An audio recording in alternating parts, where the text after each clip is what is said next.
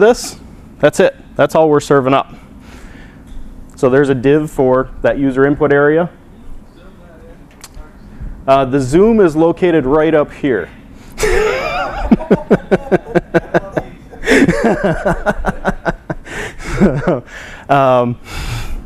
Actually, I can on this particular piece, but once we get into the slides, it won't be able to. So there are basically two divs, one for user input and one for the questions. So as the application progresses, you'll see how those get populated.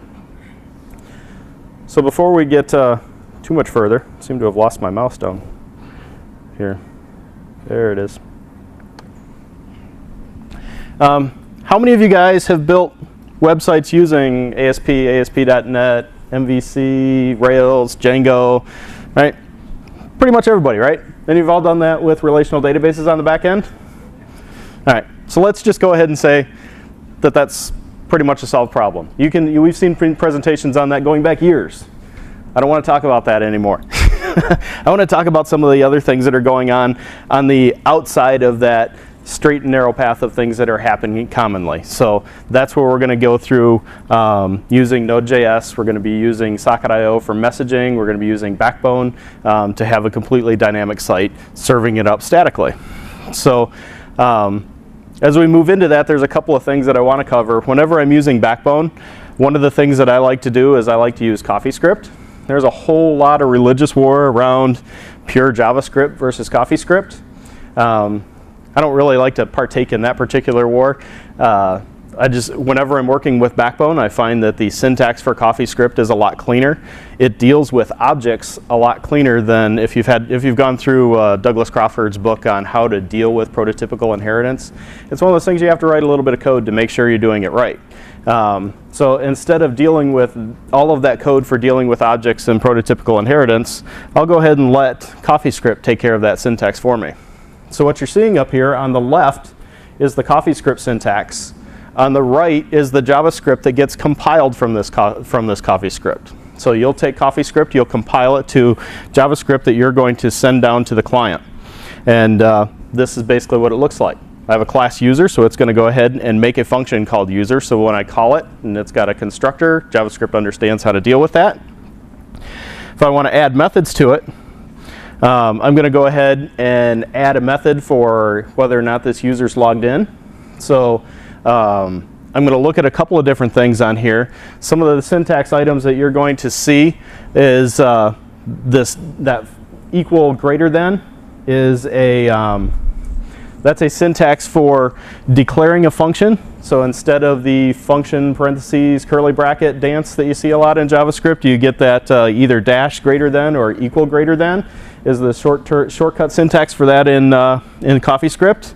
The difference between the dash and the equals is that whenever you do the equals, a bind call takes place, which sets this context to be that of the class instead of the caller, which is kind of important whenever you're dealing with that inside of your JavaScript code. You'll also see here this @get. The @ syntax is a shortcut in CoffeeScript for this dot. So @get in JavaScript translates to this.get. The other thing is the last line inside of CoffeeScript is an automatic return statement. So if you want nothing to come back from your function, you would just put a plain return. If you want something else to come back, you can just put your return value in there. So when you get into inheriting classes, this is where it gets really interesting with prototypical inheritance. Because in order to do this properly, you need to actually look at your superclass in JavaScript and pull all of those things into your prototype, right? If you're going to do this, right? JavaScript was not around during the days of inheritance being created, right? So this is the way that it handles it. It handles it via prototypes. So again, if you're looking at the Crawford book and how to do prototypical inheritance correctly, there's a lot of stuff you got to set up. So here we are with something that's relatively simple in Backbone, a class with a single method inside of it. And look at that on the left versus looking at that on the right. Right? Whenever I'm dealing with these kind of objects, I'm going to prefer that code on the left to the code on the right. It's just easier to deal with. Right? Whenever you start seeing us on the Node side, you'll see that I stick with JavaScript because I'm not dealing with that. A lot of the noise that comes with classes and objects and stuff like that, you're dealing with something that's more functional in nature. And JavaScript works just fine for that. But for me, the CoffeeScript syntax is just a lot cleaner when you're dealing with objects. So let's start playing with Backbone. And the first thing that we need to make sure that we cover, first rule of Backbone, if you will, is not to pee in the pool. So what we're going to do is we're going to create some namespaces because we do not want to corrupt the global namespace. You've seen this with jQuery, right? jQuery, the only thing it's going to put in the global namespace is $ and jQuery, right? Everything else sits underneath of that.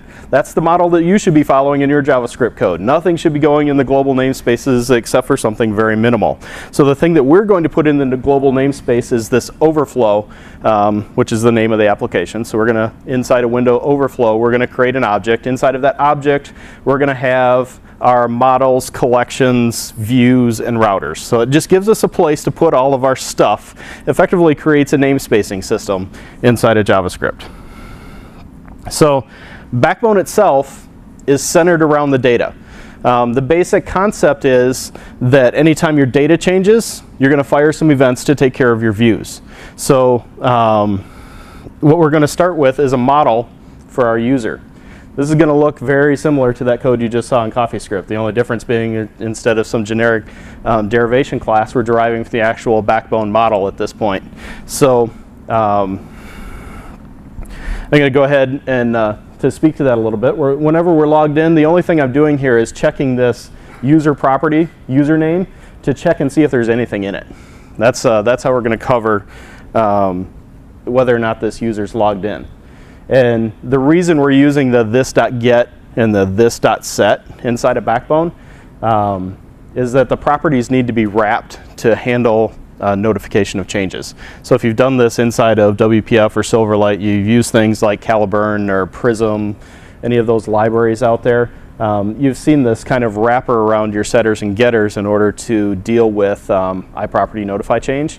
Same thing happens in Backbone. They're wrapping the properties so that you can handle those changes.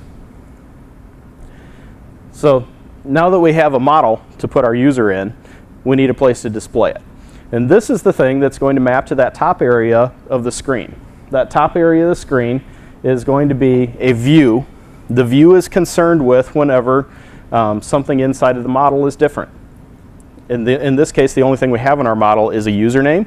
So whenever the username changes, we're going to end up propagating a change. So we're binding to the change event off of the model. Whenever the change event occurs off of the model, we're going to call render. All right? So whenever we call set username to something, we're going to go ahead and fire off the render event. The other thing that's going on here is we've got this EL property, and this EL is mapped to a jQuery wrapped element that is the item that has the ID of new questions. And that's one of the two divs that's in our source. Right? So what ends up happening with, if you've looked at, say, Backbone versus Knockout or something like that, this is one of the places where Backbone comes in really good if you're dealing with legacy applications. It's really easy to bind this into something that exists already and migrate it over slowly because you can tag to existing items. So that's what we're going to do here. We're binding to an existing div. And then we're going to start looking at substituting the views underneath of that. So I'm going to use underscore's templating system. Backbone already pulls in underscore, so you might as well leverage underscore. I'm going to create a couple of different templates. One that says I'm logged in, one that says you're not logged in and gives me something to click on in order to log in. We're keeping it simple for now. Next up, we've got to hook into those events. So whenever you click on that login button, we want to call something. So I'm going to make another method called login. And for now, I'm just going to set the username property to be me. Keeping it really simple here. We're going to make sure that that model changes, and that model change up at the top, we're bound to that render event. Right? So click on login. We're going to propagate that down to that login method, who's going to do a set on the model. That set on the model triggers that change event. That change event triggers render. Inside of render, we're going to check our model to see, are you logged in or are you not logged in? Determine which template we're going to display. Once we have that template, we're just doing plain old jQuery, grabbing that EL, this.el, remember the ampersand is this dot, or not ampersand, the @ sign is this dot, so this.el HTML. All right, we're just substituting the HTML with plain JavaScript with the results of that active template passing in the model. And the reason we've got that to.json off of the model is this is a backbone model object. We're extending the backbone model, so we've got a whole bunch of properties and things that don't necessarily relate to the things that we think our model is. That to.json basically takes care of cleaning that up and just giving us the JSON that's relative to the properties that we're getting and setting. So it's going to pass that into that template. All right? So now if we go ahead and look at what that does, I'm going to go ahead and make ourselves a user object, new up that user object, and then we're going to new up a view, hand over that view, hand the view that model object that we just created. So, and then we'll ask that view to render itself. So if you notice how that will change up on the top, right now we're still creating that view, passing in the model. And then we'll ask the view to render itself, and you'll see that template change up at the top, right? So then if we propagate that a little bit further, go up and click on that button, you'll see that template is already bound to that change event. We look at that user, you should see that username bind to me, right? Remember we set username to me. And better yet, if we set that username back to blank, you'll see that, that trigger the change event and swap out the templates, all right? So we're serving up the static HTML, and yet we're able to completely change this based on our model changing. So since we don't want our user to have to go into Chrome's console window and type in new user and new view all the time, we're going to go ahead and set that stuff up in the router. A router is a place in Backbone where all of your binding occurs. It can do a lot more than what we're showing here. What I'm doing here is basically just setting up the model and view to talk to each other. What you can do inside of routers is start dealing with push state notifications that occur where you're manipulating the URL, where you're not necessarily changing the page itself, but you're putting meta information on the URL about what the state is of your application. The routers are really good at dealing with that and being able to let you know where in your application that you should be loading up your state. And finally, the last thing we do is new up that router. So all of that code that we just typed into the console is in that initialize for the router. So next up, we need to start getting some information. So instead of setting that to me, we need to go look at that input box, grab its content, and do our model set for that input box. Yep, relatively easy there. So then whenever we run this, we'll go ahead and refresh that. Whenever we enter in the name, now we'll grab the content from there instead of forcing it to me.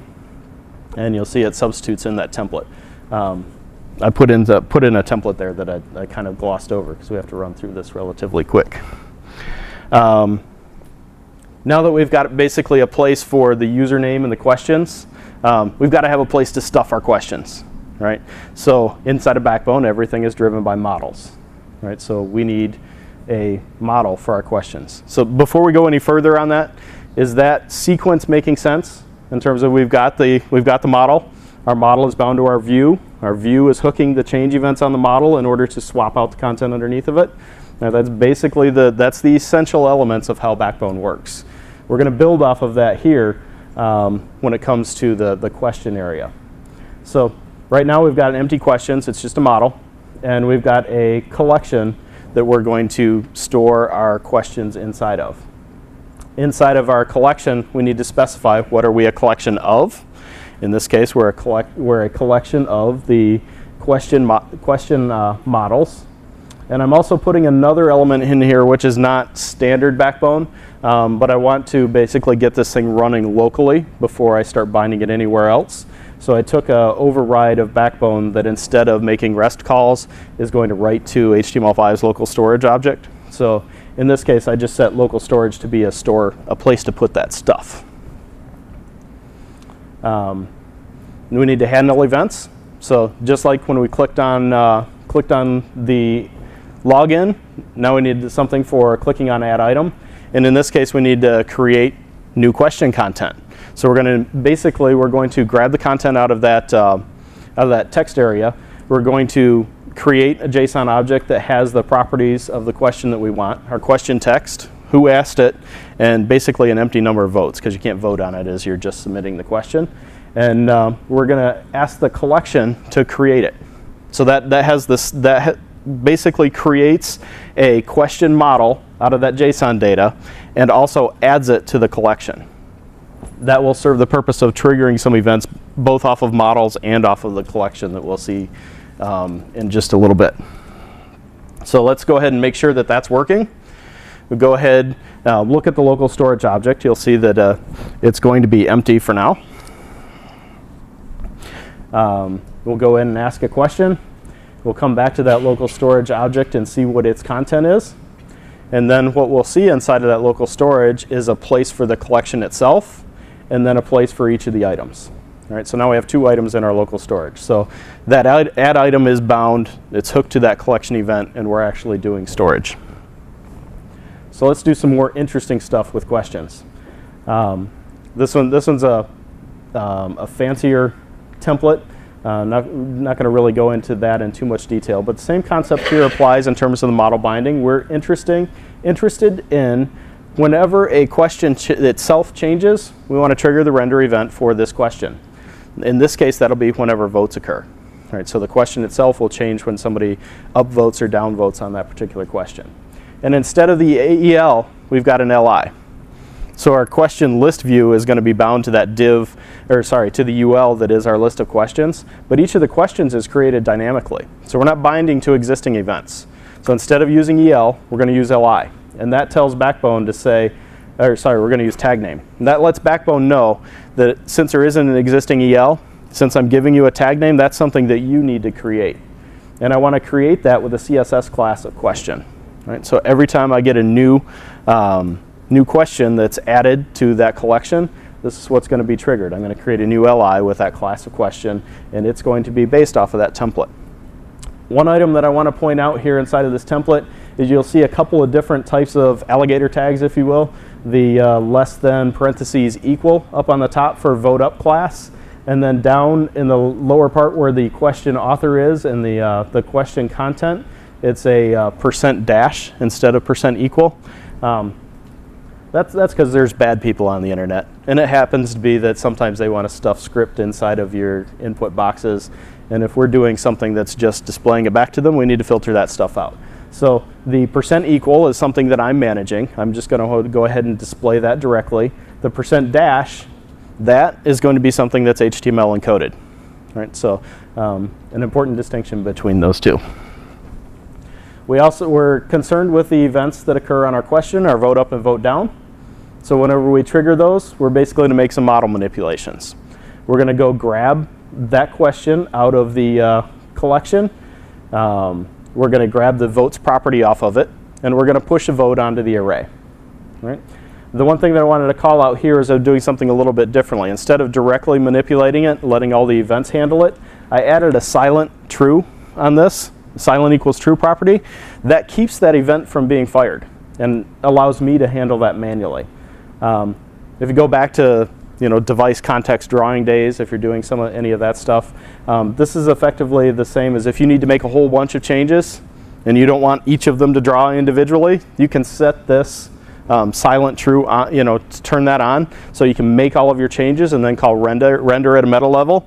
That's one possible use for this, so you don't cause all sorts of screen dancing to go on, force your changes to occur all at one time. Another one is, you'll see later with this, is that I'm doing this with messages that are broadcast through Node. So this particular location is okay. It's already updated. I don't need to handle that message. So I'm just going to go ahead and call render. It's already in my collection. So I don't want to have to go through the dance of sending stuff up to the server and back in this particular case for this user. So in order to render that, again, we're going to grab the model, and we're going to bind our templates to that and substitute our HTML. One of the things I want to call out on this is a very bottom line inside of our render. We're calling return this. This is a really common pattern in Backbone. the reason you'll see this whenever we start getting into the collection class is a lot of times these things are chained together. You're going to do some interesting elements or interesting items by chaining these calls to render with other options. So our list, we're interested in this case, we're binding to the collection instead of just the individual model. The things that are interesting to us on the list are whenever the collection itself gets reset, we need to redraw everything. Whenever a single model gets added, we need to draw that single item. So you see the call to, whenever it's reset, call render, redraw everything. Whenever the item is changed, we're binding to the add event, just draw that item. And then we're making a call to questions fetch. So that collection actually knows how to go get its data. By default in Backbone, that's going to go through a REST endpoint, make a call out to the server, pull down all of the questions. In our case, we've overridden that to go to local storage. We're going to go fetch all of those question objects out of local storage. But the other thing that occurs as a result of that is the reset event's going to get called. Right? So we're not having to trigger render here at all. We've said it's important to us to know whenever reset occurs, redraw ourselves, and then whenever we do the fetch, it's going to go ahead and force that redraw occur because we've got new data. We're binding to an existing, in this case, a UL with an ID of questions. And whenever we draw, we're going to iterate through each of the items inside of each of the questions inside of our question collection and tell it to draw itself. We're going to pass that to the render item. Inside of the render item, this is where you start seeing some of that chaining. Right, we've got the EL append the view renders EL. Right, so the outer EL is going to be the unordered list. We're going to append to it views render. Right, the view, the question view in this case is generating an LI. That was its tag name. That tag name ends up getting assigned to that EL. So we're going to append that LI inside of the question list. Right? Make sense? So we'll go ahead and see what that looks like. Notice on the URL here, we're running this completely locally. We're running this out of file:/c whack whack, right? We're doing this all completely client-side against the file system, right? So there's no server-side interaction here, and we've already created something that is a really dynamic site. So now that we have that running locally, let's look at pushing that up. This is an Azure event, so we're going to go ahead and push it up into Azure to get this running in the cloud. So instead of we were running inside of this client folder prior to now we want to run inside of the server side. So I'm going to make myself a server folder. Inside of that server folder, I need to create a service model for Azure. There's a nice little PowerShell script for doing that. I'm going to go ahead and say I want a new Azure service. And what that does for me is creates a service model. A service model effectively tells you this is what the topology of what I'm going to deploy to Azure looks like. Right now there's nothing in it. We just created an empty service model. Next thing we're going to do is we're going to put a worker role inside of that. So we've got a PowerShell script for that, add Azure worker role, and it's going to go ahead and create that. And unfortunately it kind of ran off of the screen here. In that blob of text there, it says one of the things you can do is install the Azure client library for Node.js by running npm install Azure. I think that's a really important line item simply because that's a big sea change. I'm able to, on my Mac, running inside of a bash shell, I can be running Node. I can npm install Azure, get the client-side libraries inside of my Node project that's running on OS X, and access table storage on stuff that's been deployed from Microsoft. The client libraries run in several different environments. That's relatively unusual in the grand scheme of things, right? In this case, we are running it in a Windows environment, but that's not necessarily true. So the files that got generated by this is effectively a worker role. It contains the Node executable that we're going to run inside of our worker role, and it also contains the server.js. That's the code we're going to execute inside of that Node worker role. So if you've been doing Node inside of your application, you're going to do Node server.js. That simulates basically running this environment. And that setup worker, CMD, that gives you all of the settings that you need in order to set up that worker role in order to execute Node, all in basically those three files. If you're going through a lot of the online guidance for creating a Node application on Azure, you're going to see a lot of them are pointing to creating web roles and not worker roles. The distinction between the two is whenever you put it inside of a web role, you're going to end up getting a node instance that's wrapped inside of IIS node. Right, so what IIS node gives you, it gives you some interesting things in terms of process management. They build in the node inspector debugging by default. They give you a whole bunch of niceties, but the downside of it, particularly for this application, is it goes through IIS. And since it goes through IIS, all of the traffic is going to go through HTTP/sys. This particular application is going to leverage WebSockets. WebSockets are not supported on HTTP/sys and are not going to be until the next version of Windows comes out. That's kind of a bummer. So what I'm going to do is I'm going to put this inside of a worker role, and instead of going through IIS and going through HTTP/sys, Node itself is going to handle all of the TCP/IP traffic directly. Right? So we're going to bypass that HTTP/sys in order to allow us to handle WebSockets.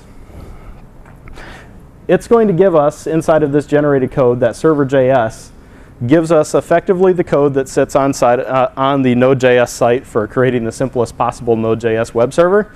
That's effectively what they give us, the generated Hello World application. It's firing up an HTTP server, and it says anytime you get an HTTP request, call this callback function. This callback function is going to give you a response code of 200 and put in the content of Hello World. That is basically all the code that's necessary to set up an HTTP server inside of Node. It's pretty simple.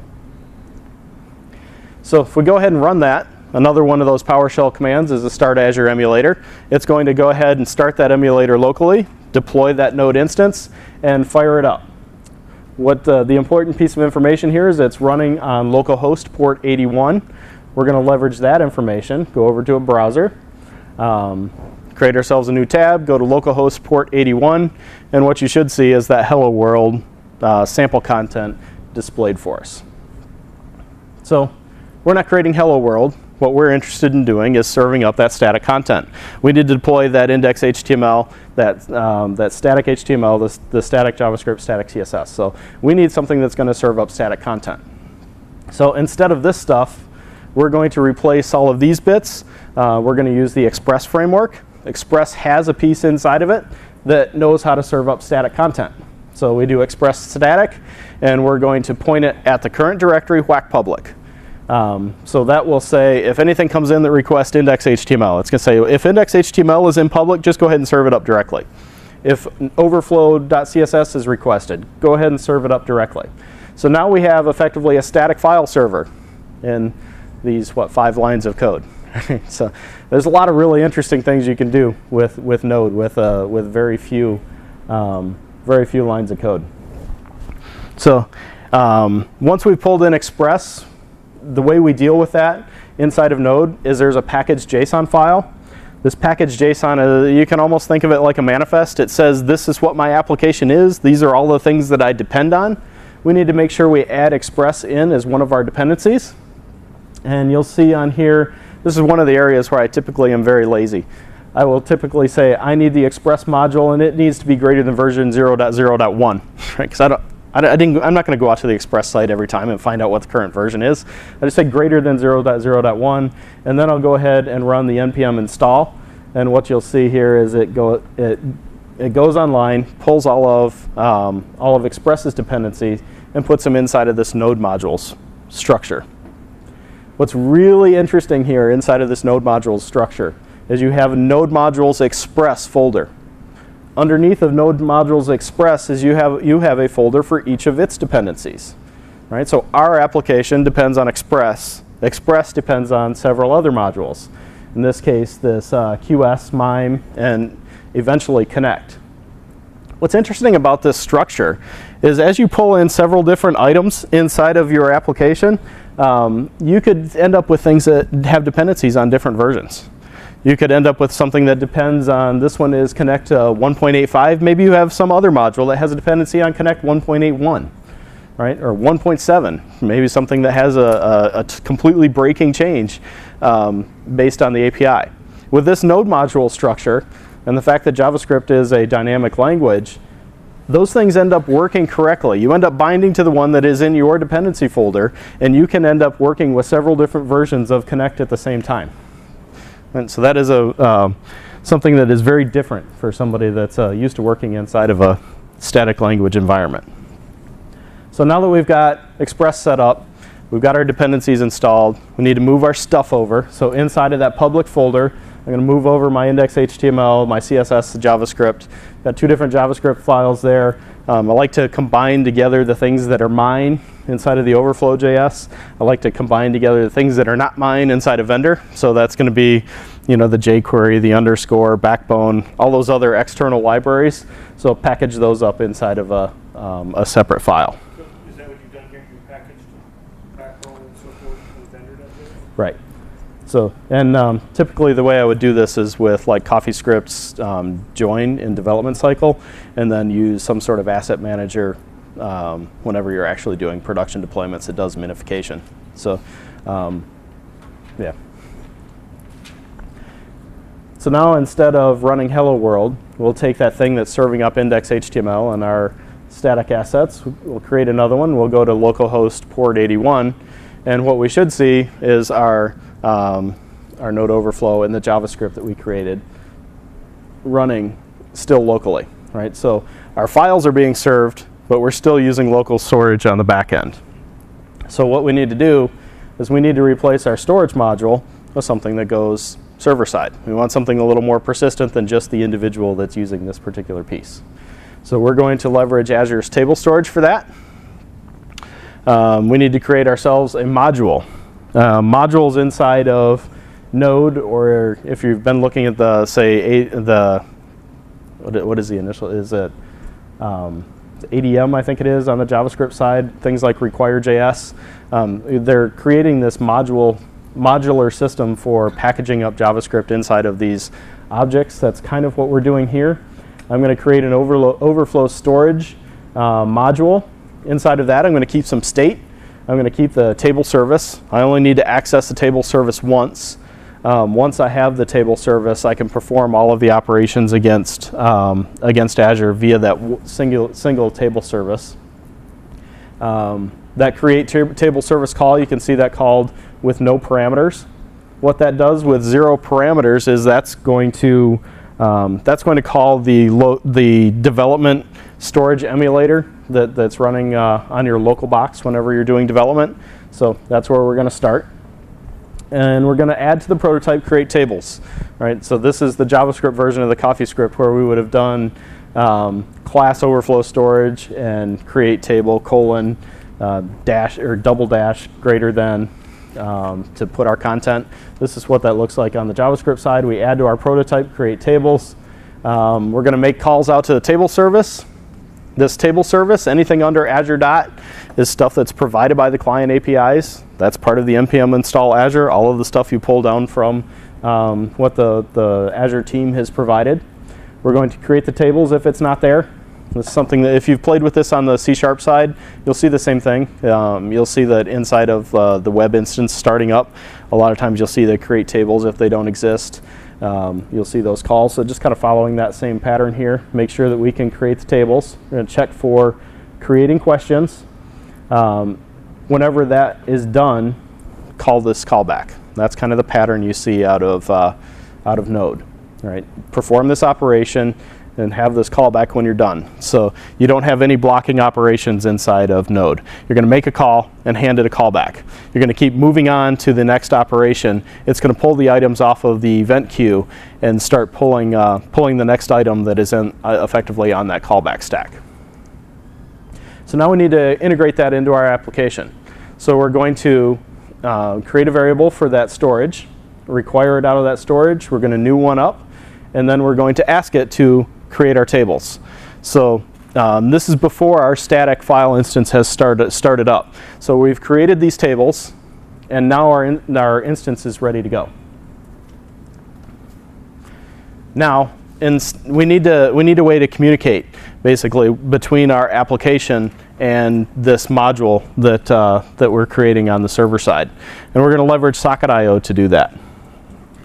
So inside of Socket.io, you find this really interesting model Since we're running JavaScript server side and JavaScript client side, you create a socket, and on a socket you can emit messages and you can handle messages.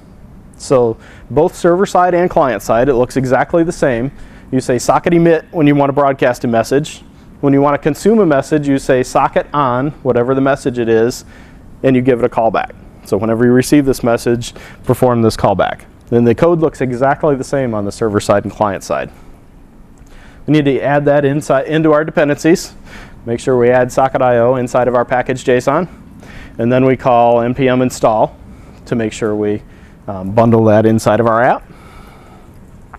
This is one of those places where you see that these tools were originally created in more of a Unix environment. Running it inside of PowerShell likes to jack with the color settings, and you can't get them back. If I clear it, it's completely reset my color settings. So it's one of those areas where you can see it was written originally in a different environment.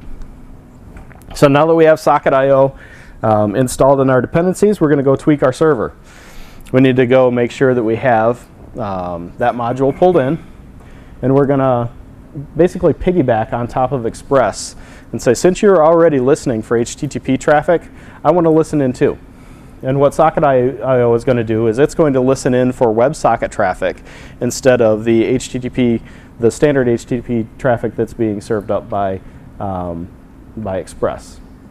And down near the bottom, what we're saying is whenever you receive a new connection, right now we're just kind of printing out console log. So it gives us some debugging output to determine whether or not we're serving this up correctly. Back on the client side, I'm going to stuff this inside of backbone.socket simply because of the module that I'm going to use later. But effectively, you just need a place to put, you need a variable to hold your socket on the client side. So your socket inside of your particular browser instance. You're going to do that by calling IO connect to whichever port is serving up that socket.IO. In this case, we're doing localhost 81. So you'll see that we've got the emulator. We've already fired it up. We're going to go ahead and go out to the browser and make a request for that page. And then we'll go back over to the emulator, and effectively what you'll see is that client connected log message that we log back out. Right? That lets us know that our communication is actually occurring. So now that we've got sockets in place, we've got all of our binding going on the client side, now we need to look at Backbone and replace the piece of it that's going to local storage and start communicating via WebSockets. So there's a module out there that does that. That's one of the beauties of working in that open source space. Whenever you run into a problem, usually somebody else has done it before you. So in this case, we're going to pull in Backbone IO bind instead of Backbone local storage. And what Backbone IO bind does is it looks at your collections and models, and whatever you have specified for the URL on your collections and models, it's going to use that as the basis for creating messages. So in our case, we're interested in questions. We're going to take questions and we're going to set its URL property to questions. So whenever Backbone does that fetch on that collection, it's going to send out a questions:read. Whenever we add a new one, it's going to send out a questions:add with the Backbone model serialized inside of that message. All right, so we're going to end up, instead of making REST calls, generating WebSocket messages. So go ahead and we'll replace that URL with questions. If you were doing this in standard Backbone, if you're using a web API in the back end, that might be whack questions, and it uses that as the root of processing your REST calls.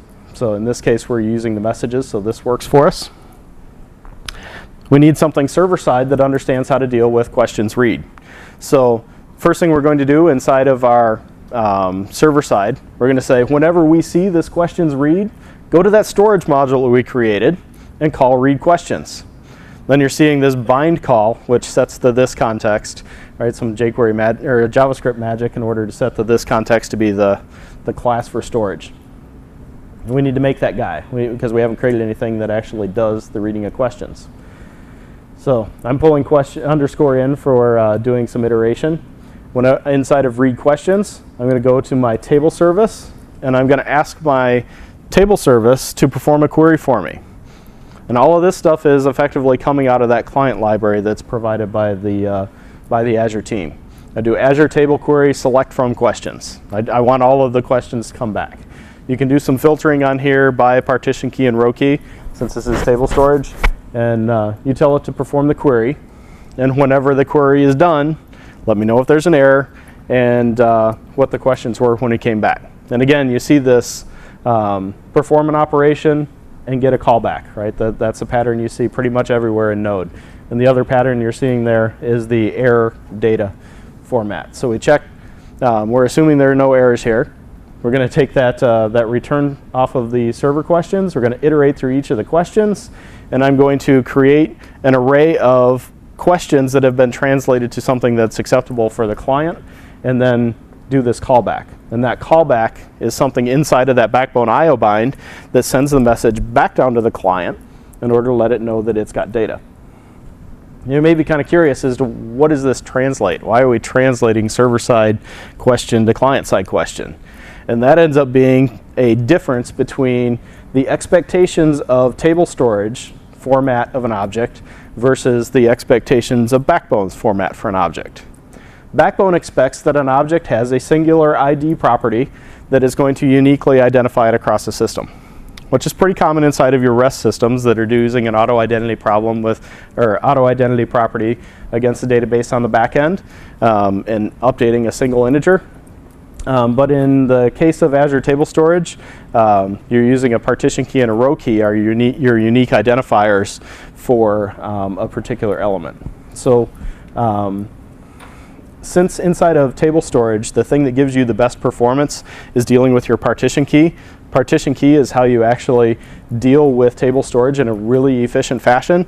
If you want something that mimics the concept of effectively your clustered index on that auto identity thing, you basically want to use a unique partition key and a constant row key. That gives you effectively one item per partition, and finding things by partition is the fastest way to get to content inside of table storage. So that's what we're going to do here. We're going to map that ID that Backbone wants into the partition key, and I'm just going to set a constant for the row key. The other item that's in here is for the votes. I'm effectively doing a JSON parse and JSON stringify on that. This is one of those things that's inside every single one of the client libraries. Every single one of the client libraries will yak in your face if you give it an array to store for a property. I have no idea why they haven't fixed that at this point. It's completely valid inside of the REST API. If you construct the XML to do that, it will work just fine with table storage. But if you go through any of the client libraries, they'll all blow up on you. So since I'm dealing with JavaScript objects here, it was relatively easy to take that array, go ahead and stringify it into something that I can store as a string, and then parse it on the way back out whenever I want to actually put it inside of a JSON object. So whenever we create a question, whenever we ask a new question on that site, we're going to trigger the question create event. We need to call into our storage module to create a question. Let's go ahead and take a look at that. And what I wanted to point out here is line 5. Pulling in another node module for creating UUIDs. So we're going to go ahead and create that GUID to use as our partition key, help eliminate contention.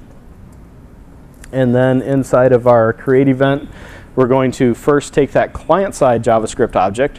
We're going to replace its ID with that UUID we're going to generate. And then we're going to go ahead and do that translation to map that over. And then we're going into the table service and asking it to insert that entity. When you're done, call me back. And what we're going to do on that callback is we're going to broadcast back out eventually. I don't think we're doing that yet. But eventually we're going to come back and send out notification to everybody that that has changed.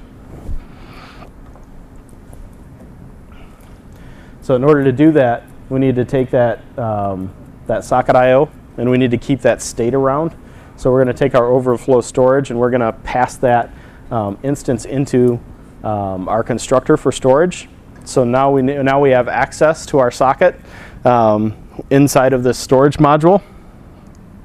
And inside of our create questions, I'm going to emit the questions were updated with the client question as the content. So what's going on here is we're going to have that create question that is happening client side It's going to send that message up.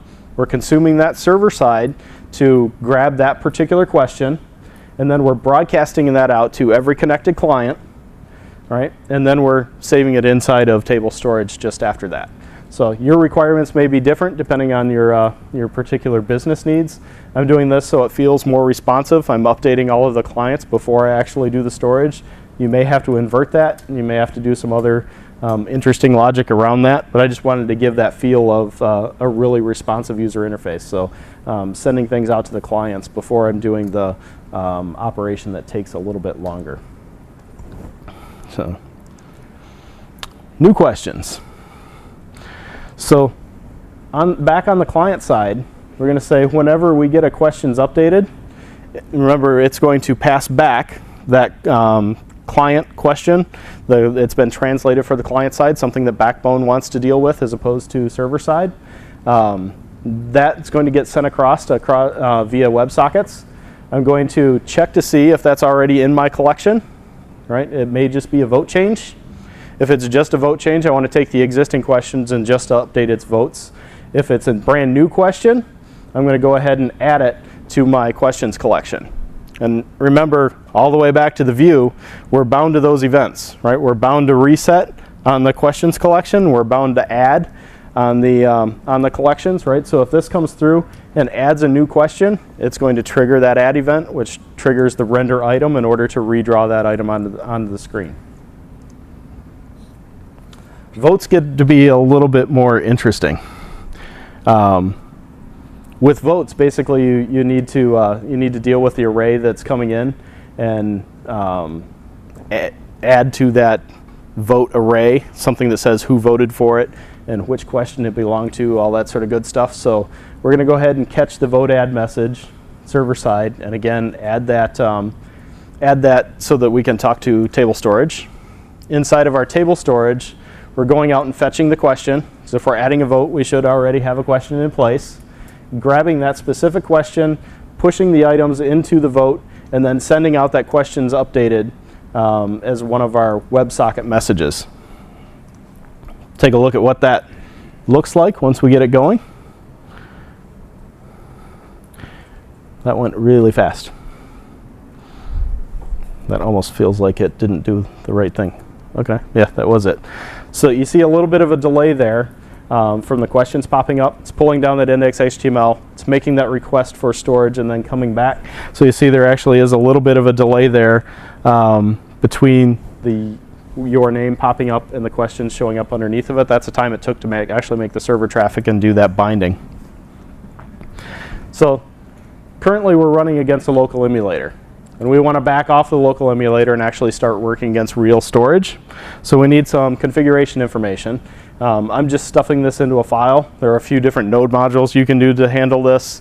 You can also do this. One of the suggested ways to handle this inside of Heroku and Azure is to actually put it into environment variables, so it's not actually inside the code for your app. So you can read the environment variables that have your secret keys for how to get to your storage. If you actually stick all of your storage information inside of your client-side JavaScript, then you'll probably end up becoming a porn server really fast. You probably don't want to do that. So in this case, we're storing the server side, and we're going to pull in this particular piece of information whenever we do our create table service. So before, we were calling that completely empty with no parameters. Now we're going to call it with our account key and table endpoint so that we know that we're actually talking to the actual table storage instance. Next up, we need to worry about deployment. So we've got some PowerShell scripts for this too. There's a PowerShell script for getting my publish settings. You'll go out, it'll ask you to log into the portal. Once you log into the portal, they'll download a publish settings file onto your machine. You import those publish settings, passing in that particular file that you just got passed. One of the things you may run into here is that publish settings file is basically an XML file that has all of the accounts that you are either admin or co-admin of. Right? So it can be a little bit tricky to, you may want to cut some information out of that to just be the particular publish settings for the site you're dealing with. So avoiding the possibility of deploying it to, say, another client's account. That might be bad.